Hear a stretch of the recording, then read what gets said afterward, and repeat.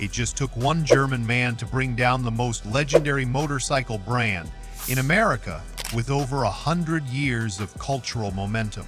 And the damage this time is so deep that it feels like bikers may never trust it again. No doubt, this man pulled Puma from the ashes and turned it into a global beast. But was he really so blind that he couldn't tell the difference between a sneaker and a steel machine? And now the real question is, how did America's most iconic motorcycle brand end up in the hands of a man who didn't even speak its language? The answer lies in Jochen Zeitz, the man who was first brought onto Harley-Davidson's board in 2007. It didn't look like a dangerous move back then. It was just another outsider added to the table. But over time, his presence grew, and when he was appointed CEO in 2020, the direction of the company shifted fast. Harley wasn't being led by a lifelong rider or a builder. It was now in the hands of someone who built his career selling sneakers. And no doubt Jochen Zeitz was best known for rescuing Puma, turning it from a struggling athletic brand into a global fashion player. And that's exactly why he was hired. The board was looking for someone who could clean up the balance sheet and talk fluently in investor calls.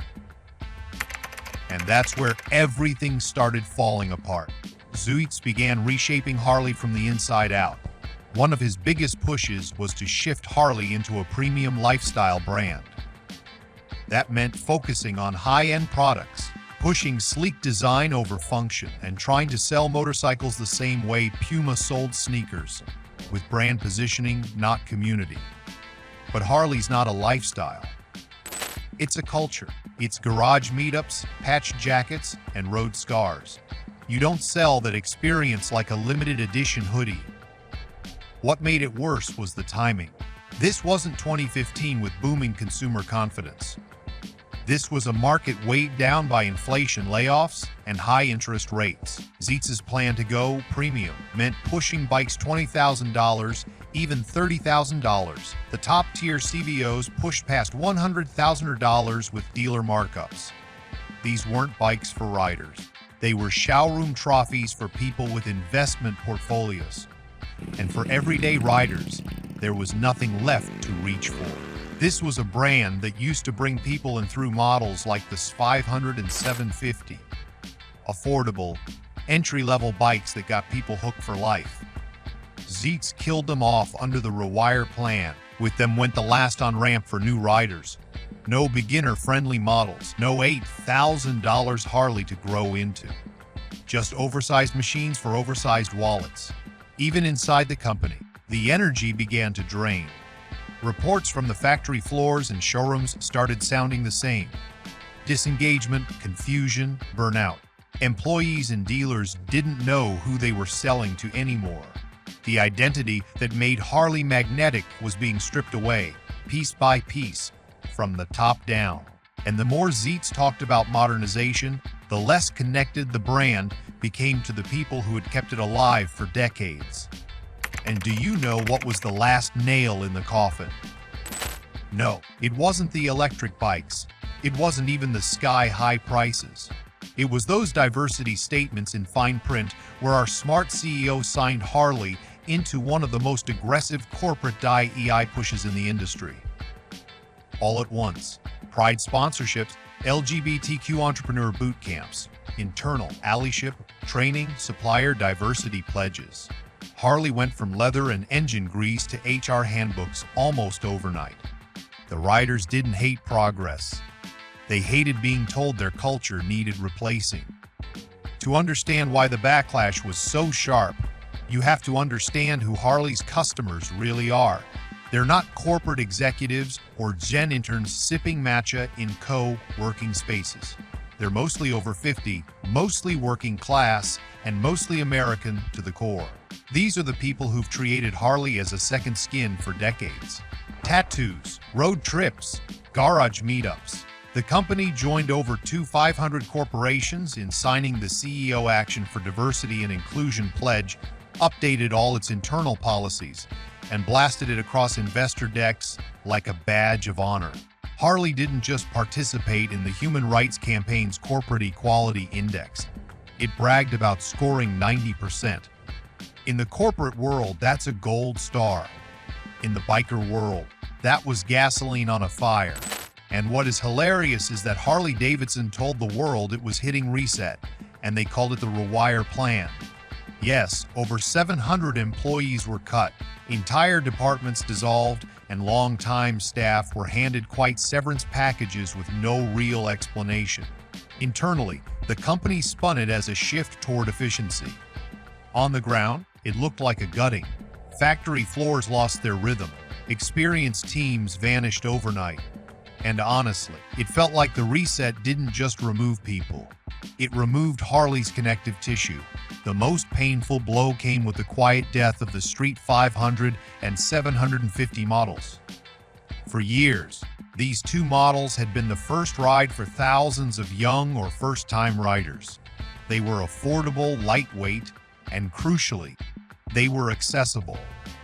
With their disappearance, Harley shut the door on entry-level riders across the board. The irony: Harley didn't even try to replace them with anything new. What the board called simplifying the product line felt to customers like watching history being deleted. Harley once prided itself on being more than a company. It was a culture, and these small models were its welcome mat. When they disappeared, that message was loud and clear: "This isn't for you anymore." Customers didn't just lose choices, they lost their point of entry. And Harley didn't seem to care who that decision left behind. And once you close the door on your future, who's left to walk in? Harley pulled out of several international markets, slashed SKUs, and pushed fewer bikes through fewer channels. Morale at factories hit a wall. Workers described the environment as hollow. Showrooms stopped rotating inventory. Sales teams that once knew every bike spec like gospel were now spending more time explaining what they didn't have than what they did. The heart of Harley wasn't just bleeding. It was being boxed up and shipped out. And while Rewire drained the light of Harley's core, the next plan made sure to keep the gate locked. Hardwire was supposed to be the bold follow-up. No more triage. This time, Harley was going all in.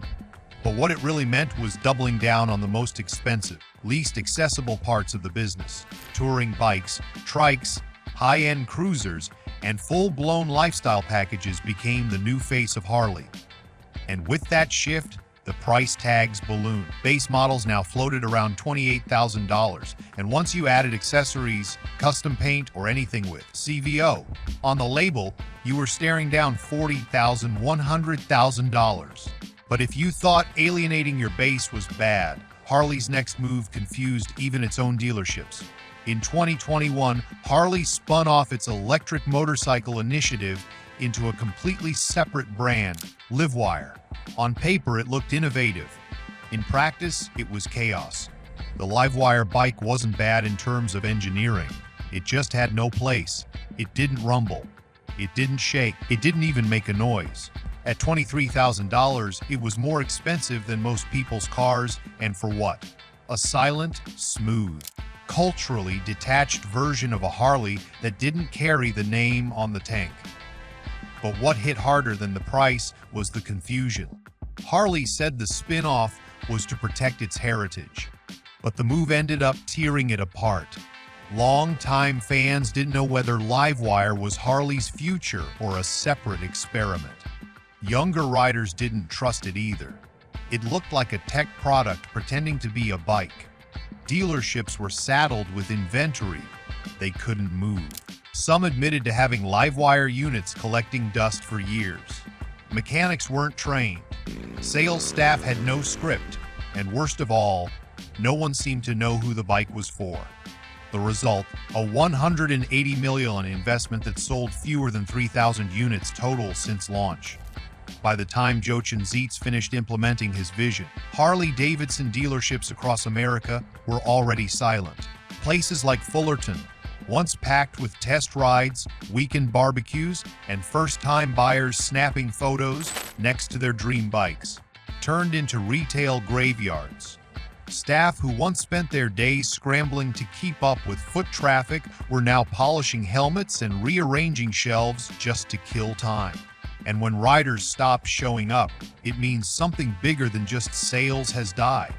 Harley tried to react. They pushed promotions, offered free jackets with purchases, rolled out prepaid service plans, zero-down financing deals, all the tricks. But nothing worked. The strategy failed not because the deals were bad, but because the product no longer had a pulse. Riders didn't want to be bribed. They wanted to feel connected to something real, something gritty, something Harley once stood for. But under Zoots, that feeling had been sterilized, replaced by showroom polish and corporate phrases. What good is a dealership when even the loyalists don't recognize the logo anymore? The deeper problem was identity loss. For decades, Harley dealerships weren't just sales points. They were cultural hubs. You didn't just buy a bike there. You met your riding group. You shook hands with old-timers who'd been riding since the 70s. You brought your kid in on weekends to dream about their first Harley. Zeitz didn't just lose business. He erased all of that. Dealerships became cold, quiet, and corporate. The soul of the showroom was gone. Each closure wasn't a location lost. It was a funeral for a culture. The people who noticed the first were the staff. Salespeople who had spent 10, 15, even 20 years behind the counter described it the same way the noise stopped. Test rides vanished.